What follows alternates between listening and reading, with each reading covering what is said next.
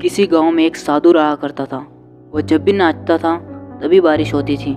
इसलिए गांव के लोगों को जब भी बारिश की ज़रूरत होती थी तब लोग उस साधु के पास जाते और उनसे अनुरोध करते कि वह नाचे, और जब वह नाचने लगते तब बारिश ज़रूर होती थी। कुछ दिनों बाद कुछ लड़के शहर से गांव घूमने आए।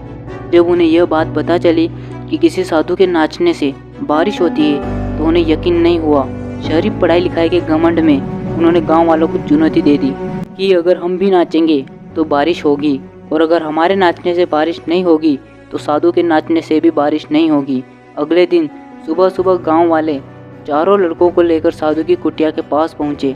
गांव वालों ने साधु को सारी बात बताई। फिर उन लड़कों ने नाचना शुरू किया। पहले लड़के ने नाचना शुरू किया। आधा घंटा बीत गया। फिर पहला लड़का थक कर बैठ गया पर बादल नहीं दिखे। कुछ देर बाद दूसरे लड़के ने नाचना शुरू किया और 1 घंटे बीतते बीतते वो भी थक कर बैठ गया। बाकी दोनों लड़कों ने भी ऐसा ही किया पर बारिश नहीं हुई। अब साधु की बारी थी। उसने नाचना शुरू किया।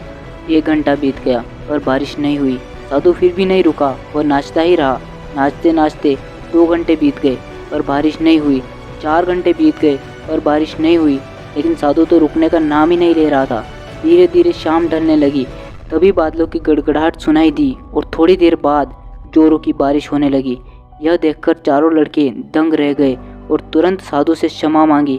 फिर चारों लड़कों ने साधु से पूछा, बाबा भला ऐसा क्यों कि हमारे नाचने से बारिश नहीं हुई और आपके नाचने से बारिश हो गई? साधु ने उत्तर दिया, जब मैं नाचता हूँ तो 2 बातों का ध्यान रखता हूँ। पहली बात तो मैं ये सोचता हूँ कि अगर मैं नाचूंगा तो बारिश को होना ही पड़ेगा, और दूसरी यह कि तब तक नाचूंगा जब तक कि बारिश ना हो जाए।